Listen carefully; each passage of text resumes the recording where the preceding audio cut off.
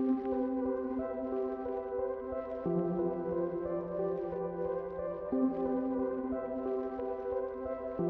local veterans post paying special recognition to World War II veterans.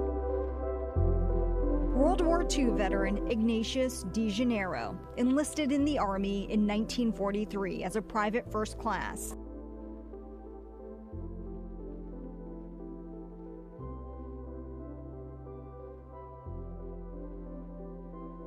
At 99, his memory serves as a reminder to us all the sacrifices made. DeGenero landed on the beaches of Normandy after the first wave of troops. I landed probably, I don't know, maybe 6 or 7 days after the invasion. I remember all the carnage, you know, the tanks and blown up vehicles, and I remember all that. I was captured as a prisoner of war, so I didn't see much combat, but I saw a lot. Held captive for 11 months, he was determined to stay alive. God's help, I guess. You know, I was fortunate enough to believe that I could make it through, and I believed that one day I would be back home to see my family. Actually, it's been 80 years since I've been here. I was a young man of 19 years old, and when I landed here, I really grew up. I mean, I realized that this was for real. And now 80 years later, I brought my family here with the help of Flo and Jenny and Don and Lois. They made it possible for me to visit where I was 80 years ago. Right now, it's something that I'm going to treasure for the rest of my life.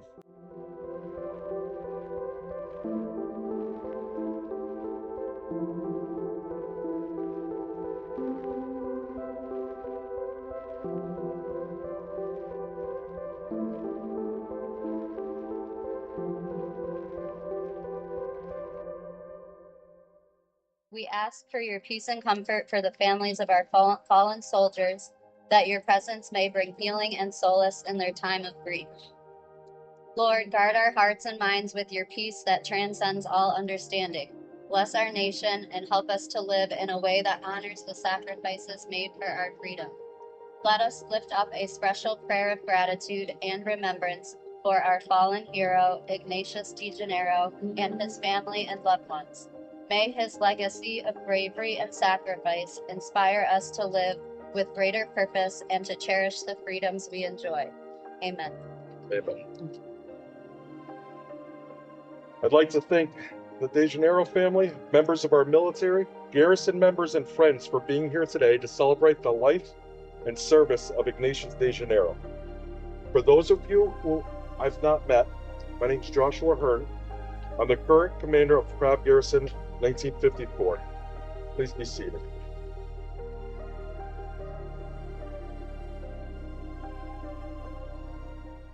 I teared up 2 or 3 times just sitting at the table, just understanding his life and his story. Keeping that alive for me is something that I put forefront of everything I do here. He's a great guy. There's not enough of them left. We're here in our country and we have the rights we have because these gentlemen have signed blank checks up to including their lives. I am humbled by all this attention. I don't deserve it. The men that this post is named after deserve it. And I went away with these people. I knew them. I knew their family.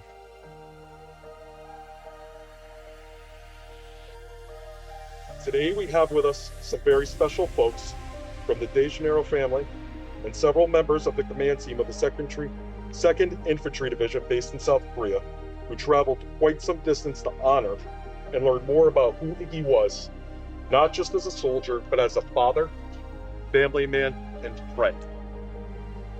Once again, on behalf of 2nd Infantry Division and a grateful nation, Thank you for your service. Thanking you for allowing us with this incredible honor.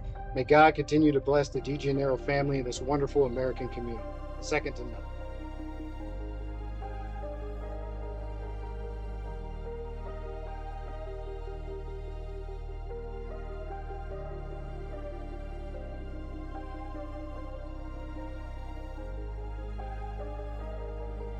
Less than 1% of those who served in the war are alive today, making it even more imperative to tell their stories.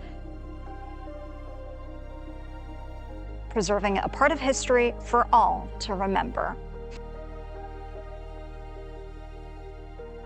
Little children coming up to you, learning about Normandy